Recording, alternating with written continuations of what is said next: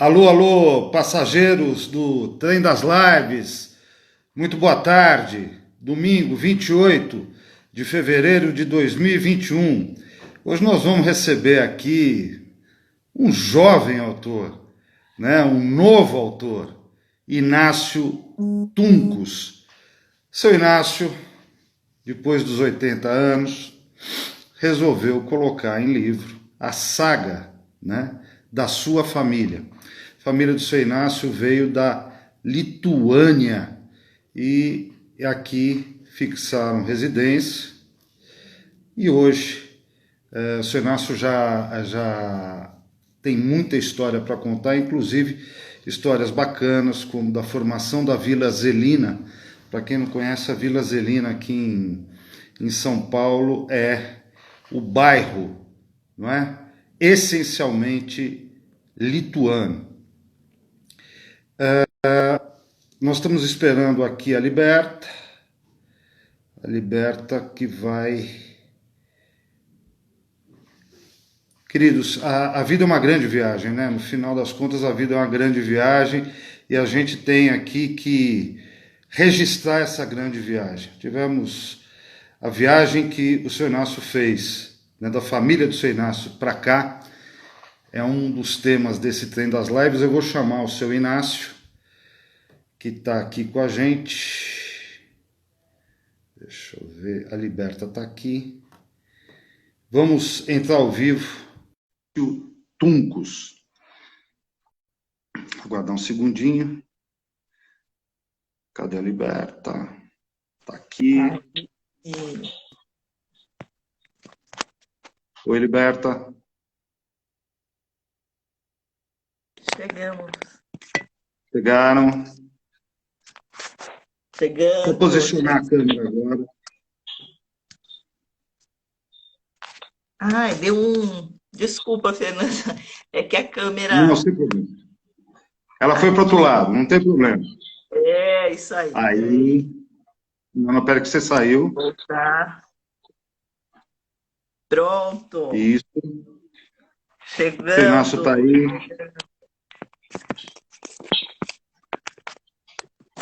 Chegando. Pronto. Pronto. Obrigado. Quem sabe faz ao vivo, né, Fernando? Quem sabe faz ao vivo.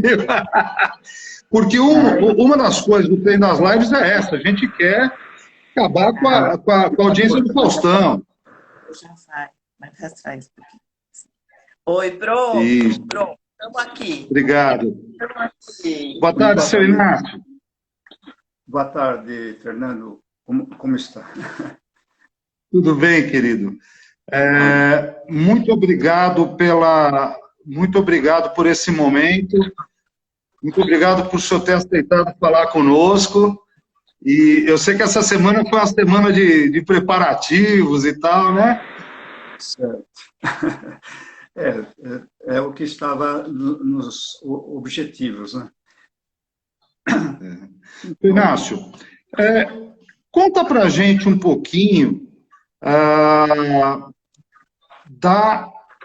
desse início, né? Como é que é a Lituânia? Conta um pouquinho da Lituânia pra gente. Bom,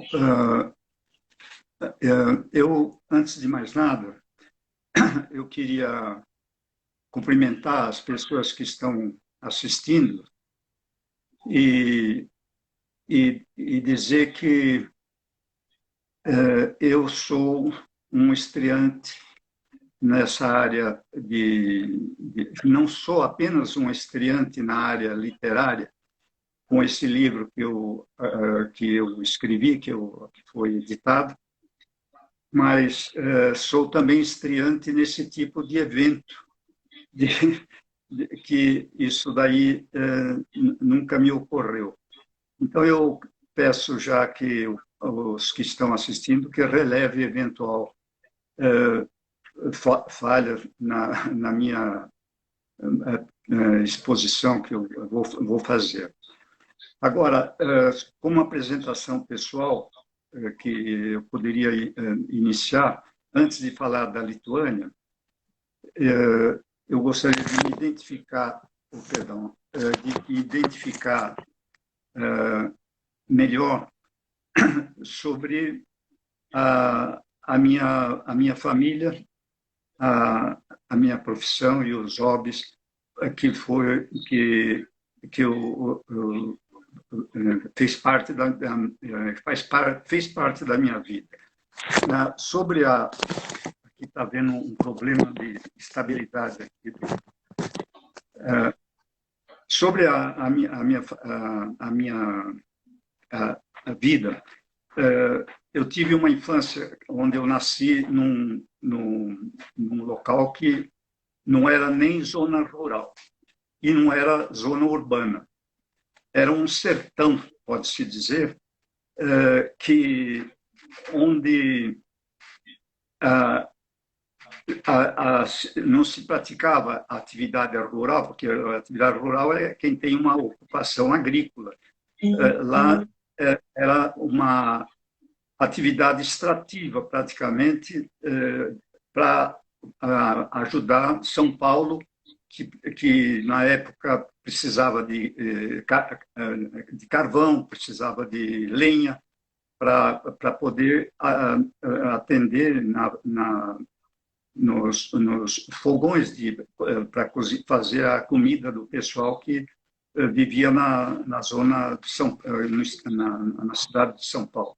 Então, o pessoal atuava muito nessa parte, a fabricação, que era a atividade econômica mais extrativa.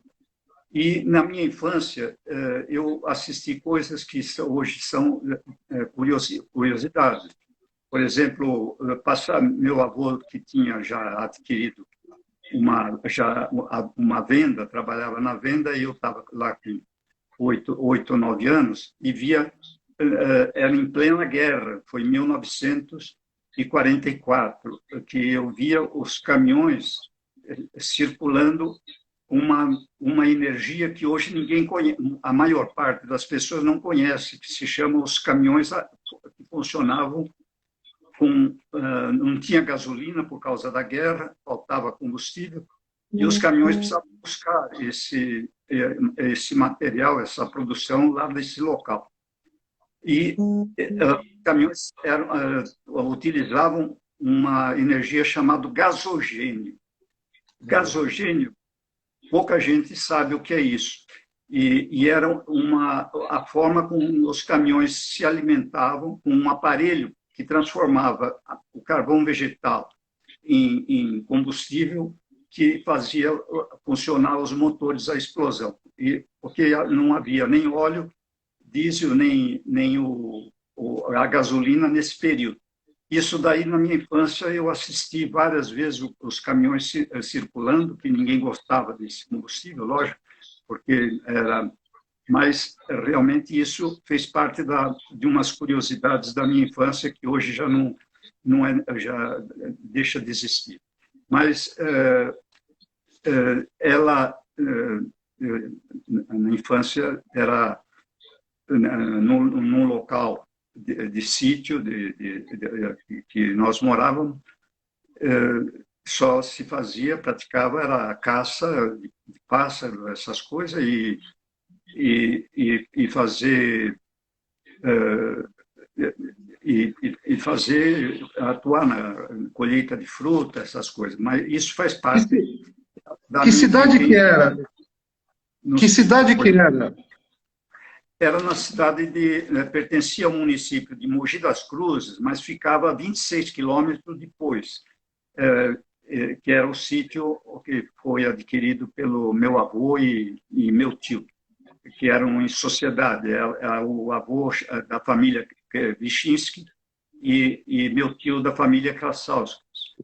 Então, e lá, minha mãe, que veio com esse grupo da Lituânia, todos eles vieram da Lituânia, esses imigrantes que foi objeto do meu livro.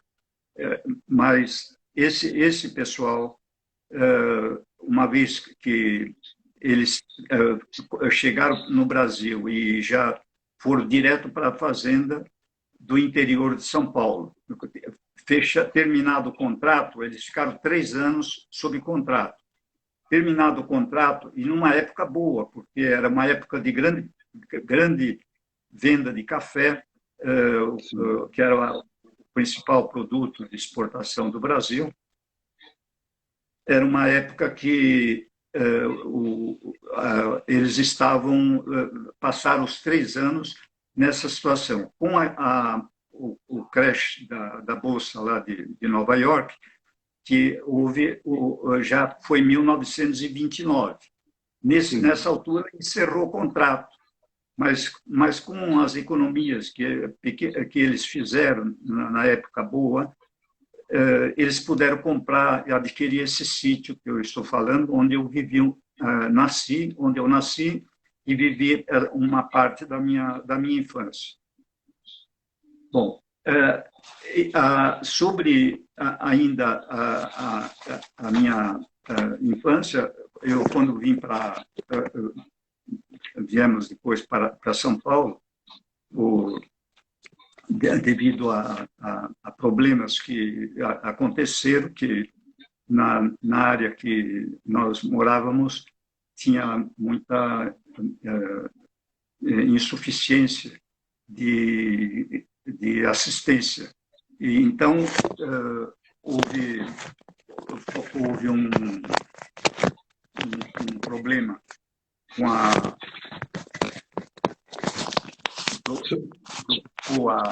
Fica tranquilo, fica tranquilo. Desculpa, é que está sem problema.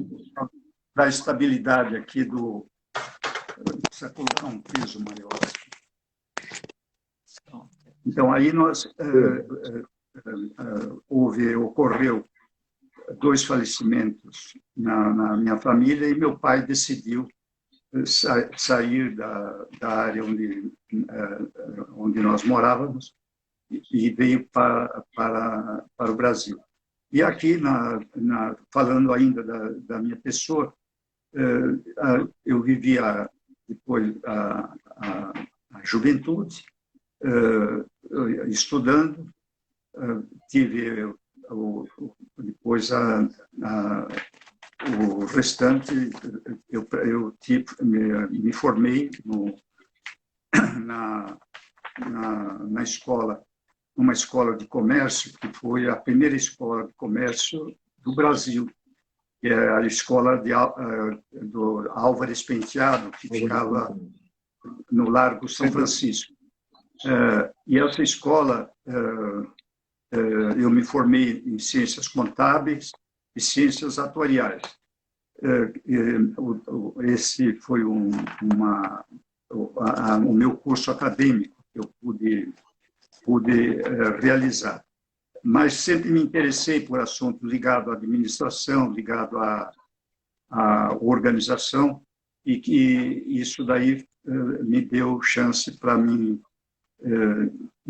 ser sucedido na minha vida profissional. Agora,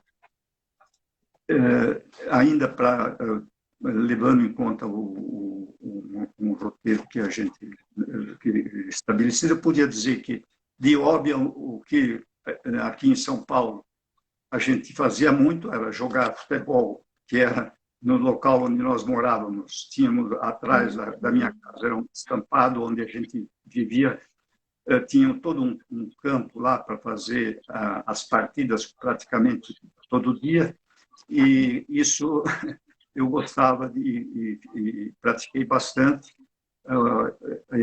esse esporte.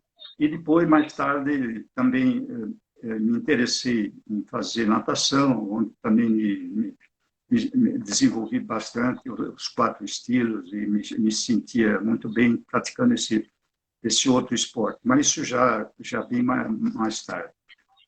Agora, sobre a Lituânia, tem coisas para falar da Lituânia. É importantíssimo dizer que hoje esse pequeno país é um país que tem só 65 mil quilômetros quadrados, 65.200 quilômetros quadrados, E a gente fazendo uma comparação com o Brasil, que tem 8 milhões e 500 e pouco, 514, parece, mil quilômetros quadrados, dentro do Brasil caberia 130 Lituânias. Quer dizer que o Brasil é 130 vezes maior do que a Lituânia, embora tenha um adensamento demográfico e pelo tamanho territorial, dá para se compreender facilmente. O Brasil, com esse tamanho, tem 25 pessoas por quilômetro quadrado de habitante, enquanto a Lituânia tem o dobro, tem 50 pessoas por quilômetro quadrado, mesmo tendo uma população de apenas 3 milhões de pessoas hoje, 3 milhões de habitantes. Porém, esse país, embora pequeno, ele tem muita história importante para contar a partir do seu nascimento. Em primeiro lugar, para falar da história da Lituânia, precisamos falar da língua lituana. A língua lituana eu tenho até um material, uma matéria aqui do New York Times de 10 anos atrás, do caderno de cultura deles, onde assinado por Theodor Turst. Essa matéria ele fala muito sobre como é importante a língua lituana. Ela é a mais antiga língua que existe, comparada com o sânscrito. Olha que o sânscrito é uma língua usada na Índia, norte da Índia, se utiliza o sânscrito. O grego também é uma língua antiga. O latim, que é uma língua onde itálica, é uma língua itálica, onde era praticada na cidade de Lácio, que envolve Roma, Viterbo e outras. Então, essa língua lituana, todas essas línguas, sânscrito, grego e latim, que o sânscrito é 2000 anos antes de Cristo. Pois bem, ele cita na estrutura dele a língua lituana como inspiração para a montagem da língua do sânscrito. É citado, isso está registrado. A mesma coisa ocorreu na língua dos gregos, também citando a Lituânia, e também na língua latina, no latim. Então, se atrás dessa história da língua, se existe uma língua, existe um povo para falar essa língua, um povo que inventou a língua. A civilização se dá dessa maneira. Então, a civilização lituana que hoje está apenas nesse pedaço de terra de 65 mil quilômetros quadrados, ela tem esse valor histórico muito grande em termos de civilização. Nessa matéria ainda do New York Times, eles falam, eles colocam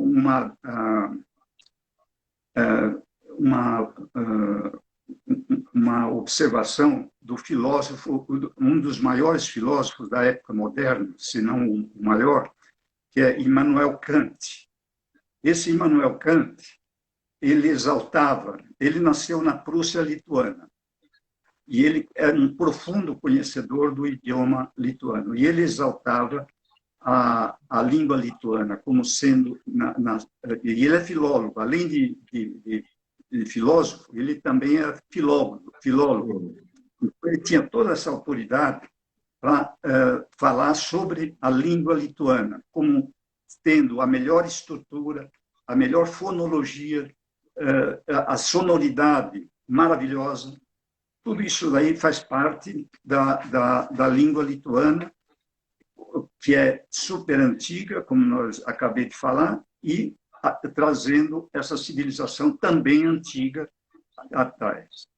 Seu Inácio, o senhor, a primeira língua que o senhor aprendeu a falar foi o português ou o lituano? Não, na minha casa, eu, infelizmente, tive uma situação fora da língua lituana. Porque meus avós eram poloneses e na minha casa se falava apenas o polonês caseiro, que era o que a gente acompanhava e conhecia um pouco, tinha uma pequena fluência. Mas, quando a gente está aqui no Brasil, a preocupação maior é conhecer a língua local.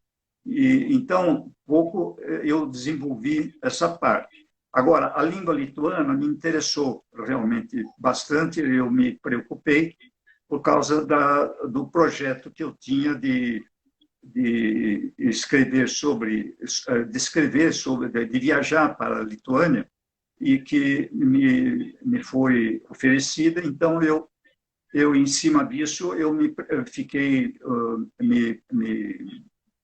me preparando para fazer essa viagem e passei a conhecer melhor o idioma.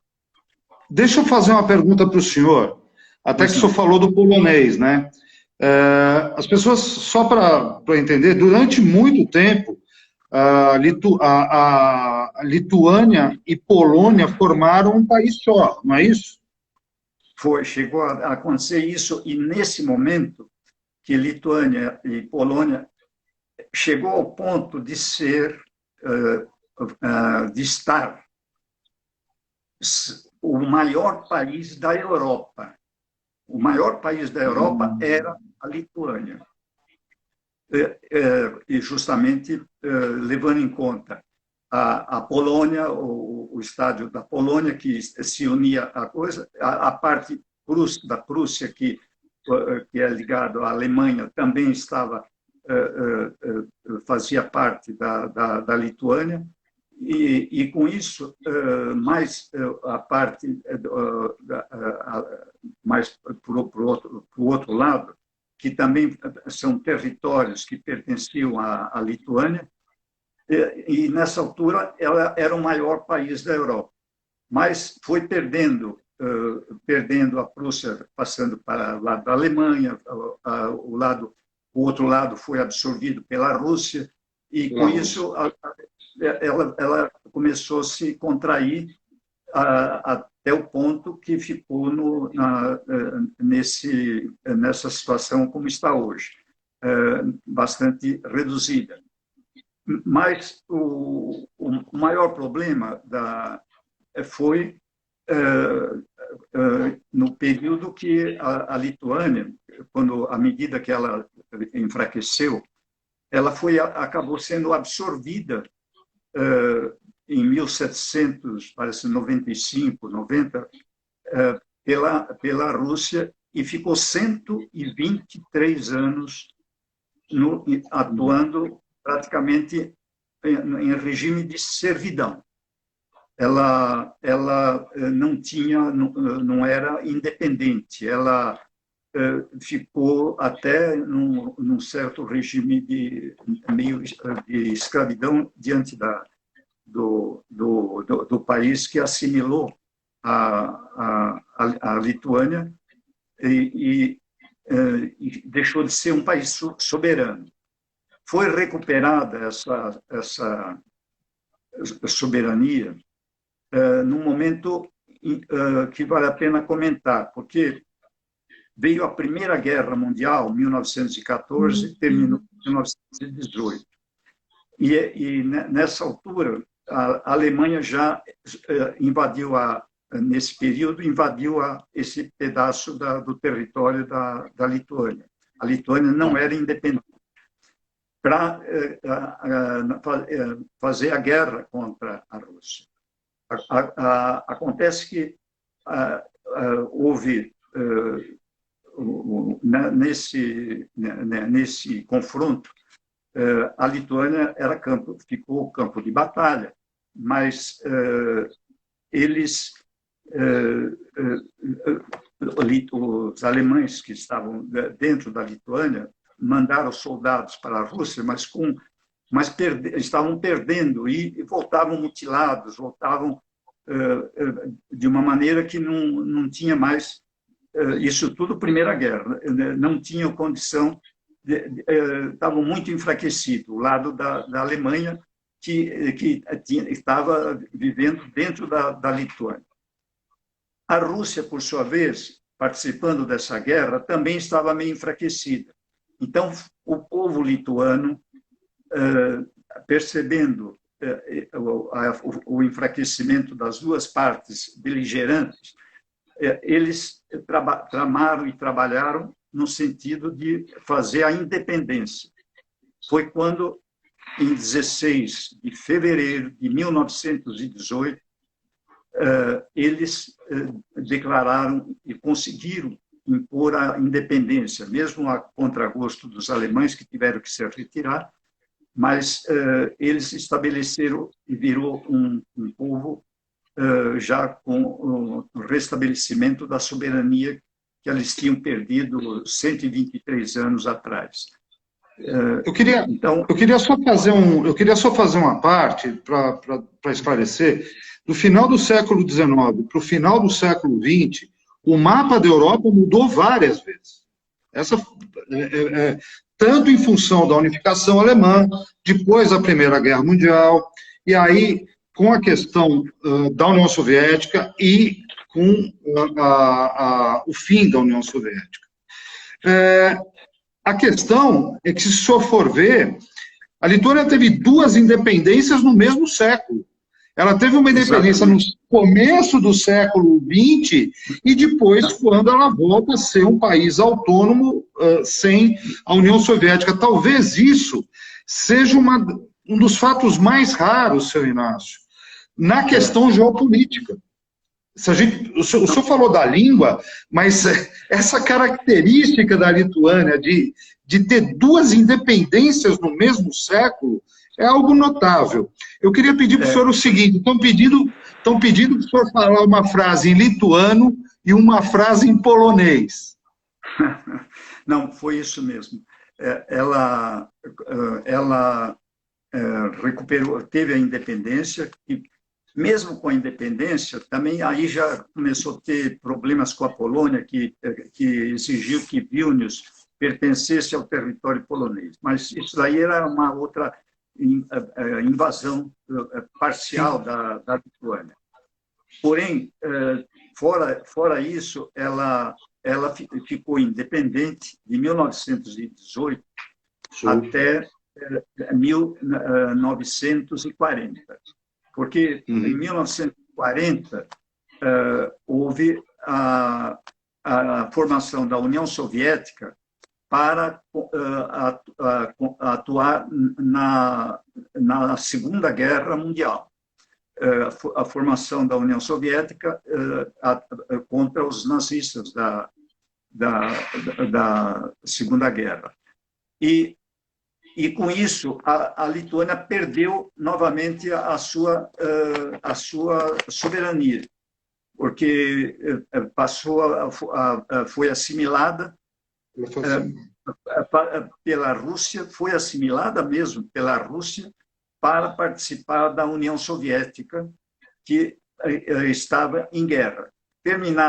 Mesmo terminando a guerra, isso foi em 1940, ela só restaurou a independência em 1991, 1990. Então, foi 50 anos que também fazia parte da União Soviética, mas não tinha soberania, não era um país independente. Então, isso realmente ocorreu. Agora, a partir de 1991, então aí já ela entra no sistema ocidental e com isso a Lituânia está como hoje um país independente. Uma coisa que eu gostaria de esclarecer, que eu passei, que eu devia ter falado um pouco antes, é sobre a localização da Lituânia e sobre a língua, ainda para completar sobre o estudo da língua. A língua lituânia, eu já falei bastante, ela são praticada hoje só praticamente pela Lituânia e pela Letônia, mas ela está na sua forma original. Só que ela não se define como uma língua eslava. Muita gente se confunde, acha que é uma língua, são os eslavos. Não, o lituano não é eslavo. O lituano, a língua eslava é praticada pelos povos que falavam o eslavo. Então, os povos da Rússia, por exemplo, os búlgaros, os ucranianos, esses praticavam a língua eslava. Agora, o lituano, ele tem a língua própria, que não tem essa conotação eslava, como eu disse. Então, isso é uma das coisas para esclarecer, porque grande parte das pessoas acha que é um povo eslavo, que não é. Bom, segunda coisa é a localização. A localização geográfica da Lituânia, é bom que se diga que ela se encontra no centro geográfico da Europa. Lituânia, como está hoje, país soberano, localiza-se no centro geográfico da Europa. Pois bem, se ele deixa de ser soberano e faz parte, vamos dizer, se fizesse parte da Rússia, ia falar, é do leste europeu. A Lituânia não é nem do leste, nem do oeste, nem do norte, nem do sul. É do centro geográfico da Europa. Então, é do leste europeu a Rússia? Sim. É do leste europeu a Ucrânia? Sim. Mas Lituânia, não. Lituânia não é do leste, e muita gente fala, é povo do leste europeu. Não é verdade. Então, Seu Inácio, eu queria tocar um pouco na questão do livro, porque a live tem 1 hora e tal. Seu Inácio, ano passado... Não tem problema. Seu Inácio, ano passado, lança esse livro maravilhoso, que no meu caso, desculpa aí, está autografado, e eu já vou pedir para as pessoas o seguinte, nós deixamos aqui no Trem das Lives, seu Inácio, tanto no Facebook como no Instagram, nós deixamos o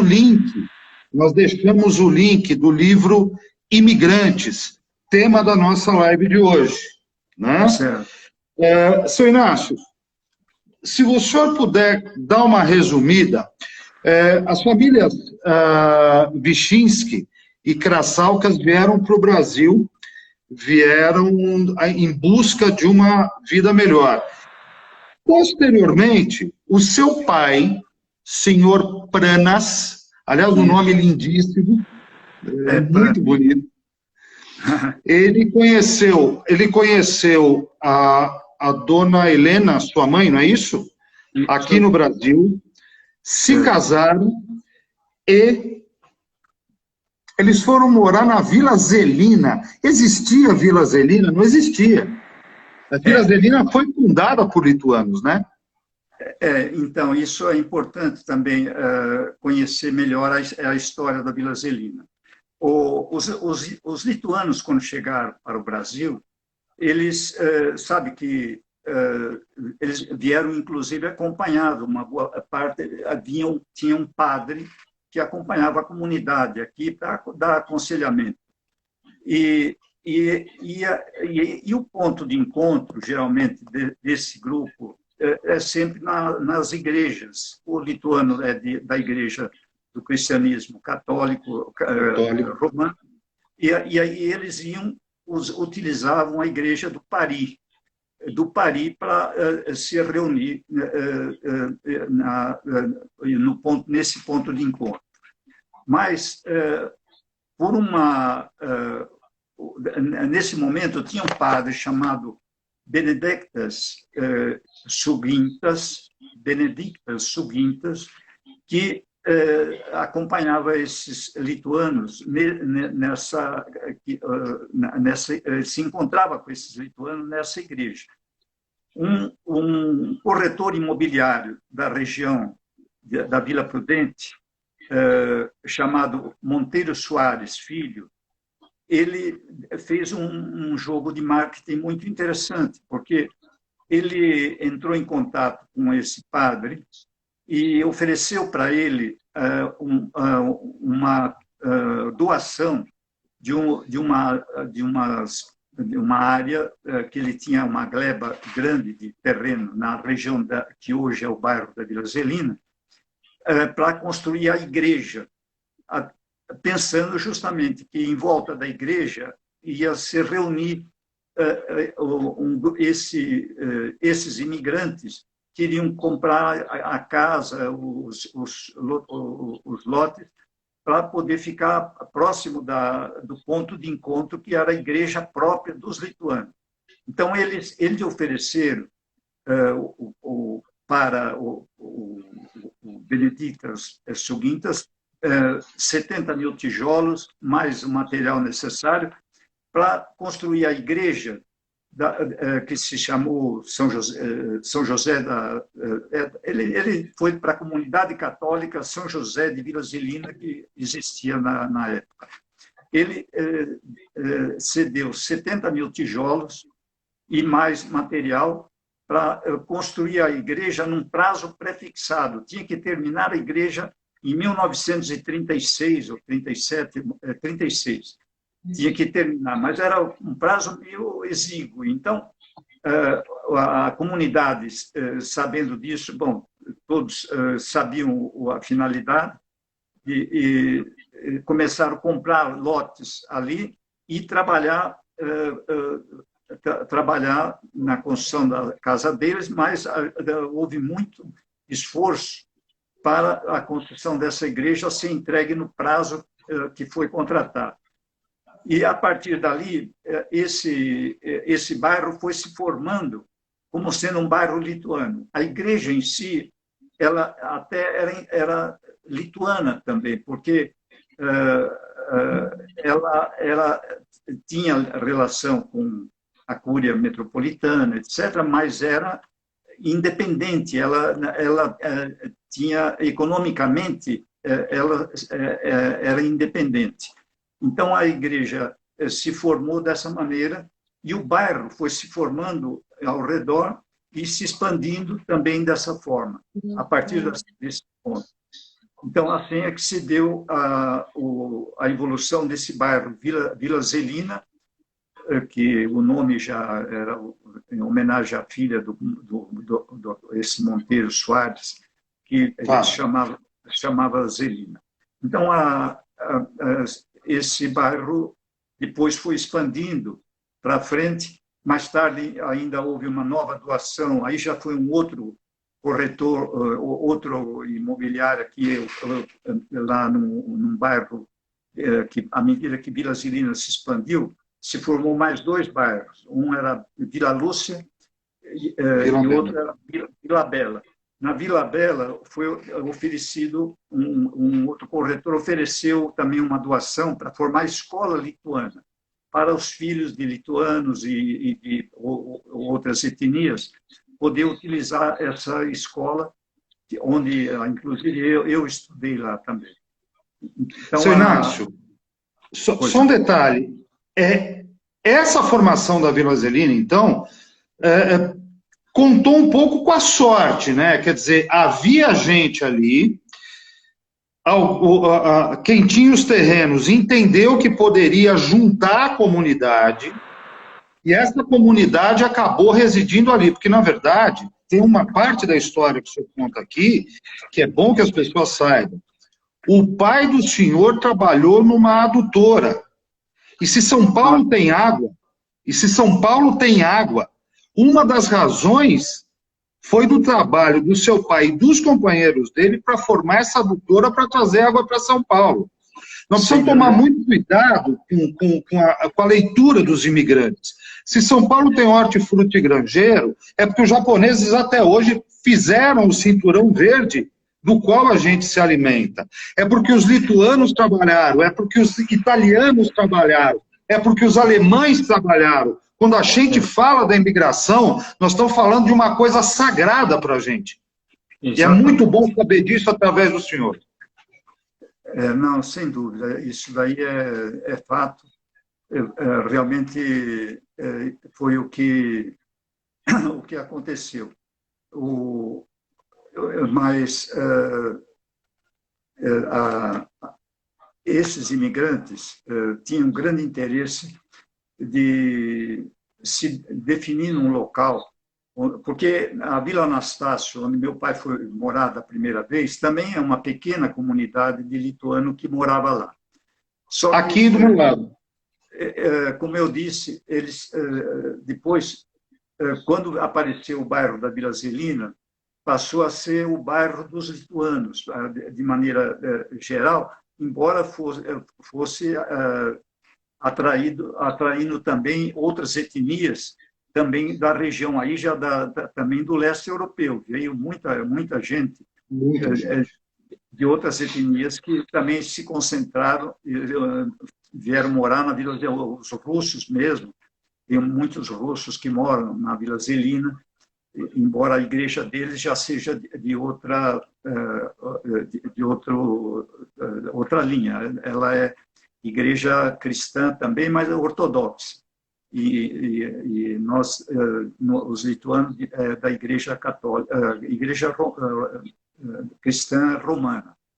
Então, essa é a diferenciação entre os russos e os lituanos. Mas a Vila Zelina foi ocupada aí por esse pessoal também do leste europeu que veio junto com a imigração que o Brasil incentivava naquele momento que era de interesse econômico e de segurança de ocupação do território, porque, como eu acabei de falar, era um território que precisava ser mais bem ocupado para não ser vulnerável e para também houve aquele problema da libertação dos escravos, que precisava haver uma substituição da mão de obra negra que atuava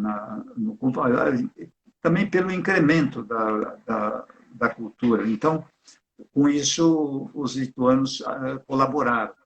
Agora, sem dúvida que na parte da doutora Rio Claro, que foi principalmente a Zona Leste, porque a Moca não tinha água encanada. Não tinha. Não tinha água encanada. E essa água tinha que, para chegar lá, eram quase 80 quilômetros. E tinha que trazer as grandes tubulações, os dutos enormes, de mais de um metro de diâmetro.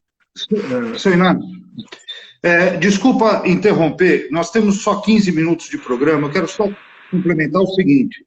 O senhor falou de Vila Anastácio, em que moram lituanos, moram poloneses, a gente não pode esquecer, e os italianos, todo mundo junto. A Lili falou agora, os árabes, os judeus. Olha, eu quero dizer do grande carinho e respeito e da felicidade que a gente tem de viver numa sociedade em que todos hoje brasileiros, independentemente da sua origem, ajudaram a esse país a ser o que é e principalmente a São Paulo a ser o que é. Essa é uma foto que está no livro do seu Inácio. Esse é o casamento. Esse aqui é o pai do seu Inácio e esta é a mamãe do seu Inácio. E uma coisa maravilhosa que o senhor fez e que eu acho que todo mundo deveria fazer, existe uma linha do tempo. Existe uma linha do...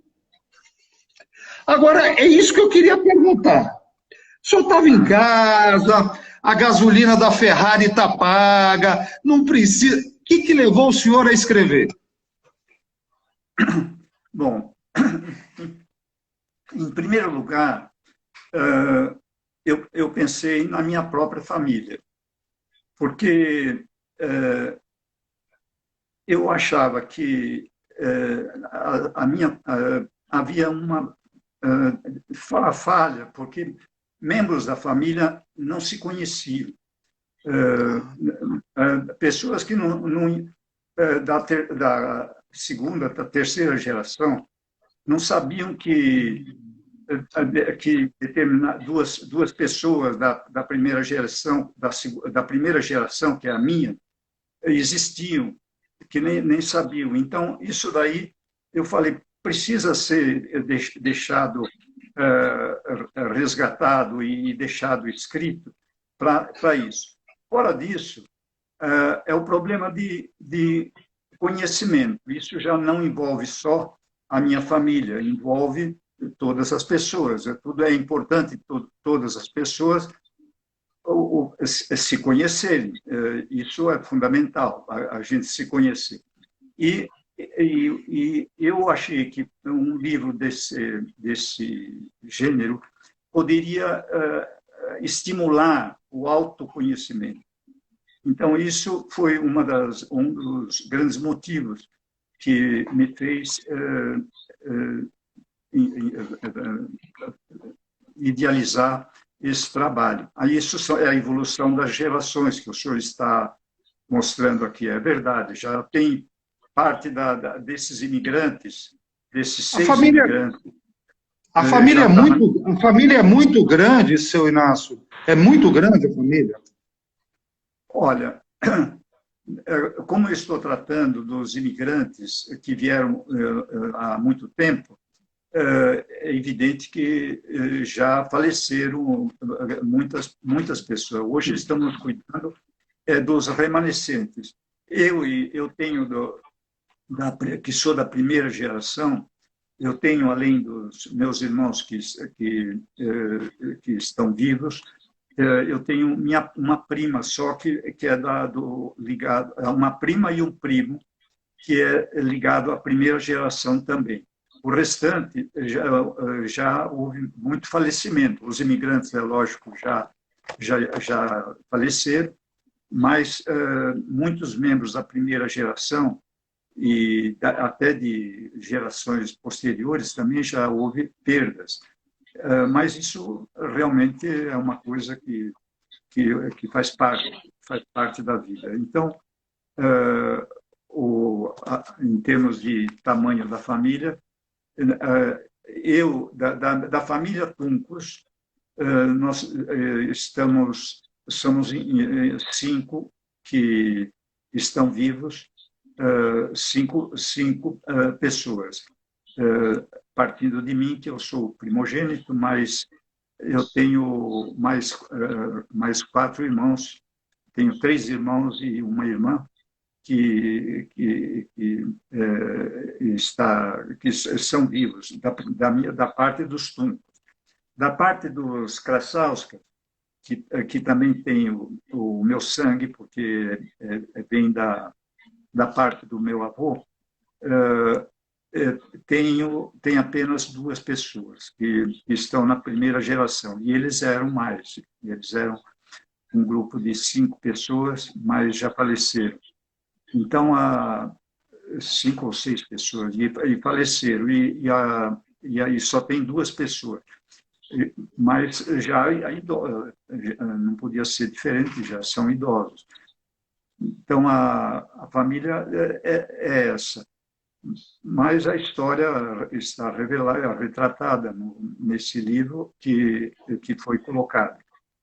Agora, eu pretendi também, nesse livro, como o senhor deve ter observado, que, além da história da família, existem informações de nível cultural geral, através de boxes, de encartes que foram colocados, onde, quando o senhor fala da doutora Rio Claro, vai se saber o que é a doutora Rio Claro. Quando se fala que meu pai foi trabalhar como estivador lá na Companhia Docas de Santos.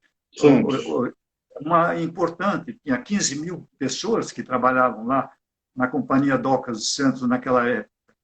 E na Estrada de Ferro, Sorocabana. Isso mesmo. Esses são os box, chamado box em edição pela editora, que foi colocado à parte da história da família. Tem a história da família e tem esses box que são de nível cultural geral e que podem interessar a todos. Então, esse foi o objetivo na hora que eu montei o roteiro para escrever o livro. E foi assim que eu desenvolvi. Seu Inácio, 2 coisas. Primeiro, dizer para a Liberta e para a Lia que o seu Inácio tem uma Ferrari, mas ele não vai levar vocês, porque vocês têm que trabalhar como ele trabalhou para ganhar a Ferrari de vocês. Segunda coisa, Liberta está dizendo aqui que o Instituto Ema Clabin já recebeu um exemplar que o Museu do Imigrante está recebendo esse exemplar. Eu gostaria de pontuar aqui para os nossos amigos o seguinte: foram feitos 600 livros de capa dura, é um luxo, essa edição é um luxo. Só que são 600 livros. Então, eu vou pedir aos amigos que, por favor, baixem o livro.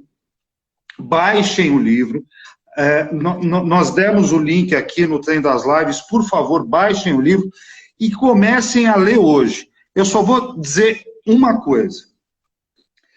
Sai da Europa 2 famílias, Vichinsky e Krasauskas. O que eles imaginavam do Brasil, seu Inácio? Porque era uma coisa tão distante.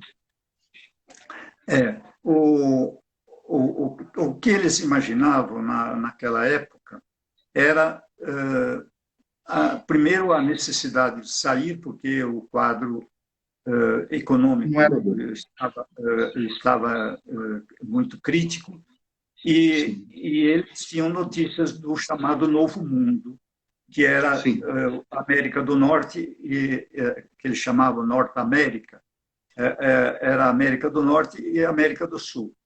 E eles, Novo Mundo, eles achavam que seria poderia ser uma incógnita num determinado momento, mas eles poderiam reiniciar uma vida, e pior do que eles estavam lá, não seria. E essa oferta para a família Krasauskas e a família Vichinsky, ela foi providencial e gratuita, porque eles deram gratuidade na viagem, no navio, porque o navio foi dado pelo governo brasileiro para trazer, porque eles interessavam essa imigração para o Brasil na época. E foi isso que aconteceu. Em 1929, meu pai não teve gratuidade, mas no navio que o meu pai veio letonianos, veio estonianos, veio italianos, porque italianos também que vieram para cá, tudo com o mesmo objetivo, ou era para descer no Porto de Santos, ou caminhava no sentido da Argentina e Uruguai, o navio, porque também tinha gente que foi deslocada para lá, foi enviada, foi destinada para esses locais. Então, a vinda para o Brasil foi mais provocada por isso. É sempre a necessidade que está por trás. Quer dizer, foi no escuro. Eles não sabiam que iam encontrar. Mas, com certeza. Isso foi... Meu pai mesmo teve uma habilitação para poder, exigida pelo consulado do Brasil, lá em Le Havre, lá na França, que foi desse porto que eles partiram. E era exigido que eles tivessem um atestado de autossustentabilidade, que eles saberiam fazer alguma coisa para vir para cá. E meu pai adquiriu esse atestado quase na véspera da partida, dizendo que ele estava habilitado como agricultor, habilitado, porque ele trabalhava lá na cidade, no distrito de Grujo, da cidade de Šiauliai. Essa cidade tem vários distritos. Ele nasceu na cidade no distrito de Kurt-Veney, mas ele estava, no último trabalho, ele estava em Grudziai. Em Grudziai, eles deram esse atestado para ele, que ele era autossustentável como agricultor, porque a maior parte da Lituânia é aldeias rurais que estão espalhadas. Como eles têm deficiência de energia, de matérias-primas, para a industrialização é um pouco mais difícil. Então, é um país agrícola essencialmente. Então, ocorreu... tem terras muito férteis também, a Lituânia. A Lituânia é uma coisa fantástica, a fertilidade do solo. Seu Inácio, infelizmente, estamos no final do programa, passa muito rápido.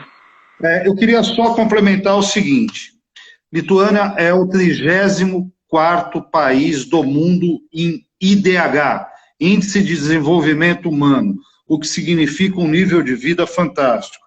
Segunda coisa, 80% da população é cristã, católica, temos os cristãos ortodoxos, enfim, é um país, acima de tudo, cristão e católico, né? Essa conversa da Vila Zelina deixa isso muito claro. Tudo se forma a partir de uma igreja. Eu preciso terminar, mas eu queria que, antes de terminar, o senhor falasse até logo em lituano.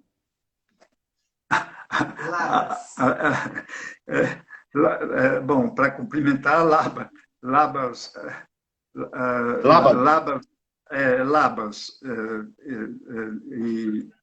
e pagarbia, que o pessoal normalmente fala ao se despedir. Pagarbia. Tá bom. Pagarbia, obrigado. Que Deus abençoe o senhor e família.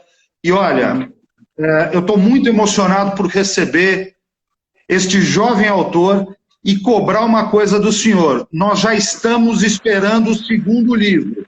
Então, amanhã é segunda-feira, dia de começar. Um beijo. Obrigado. Amigos do Trem nas Lives, eu vou ter que terminar agora. Agradecer muito a Liberta, muito o senhor, que foram sensacionais. Semana que vem vamos estar com um compositor aqui, o Jonathan Silva, entrevistado do Valdinho. Valeu, gente. Uma boa tarde. Pagárvia. Auf Wiedersehen. Tchau, querido. Fica com Deus.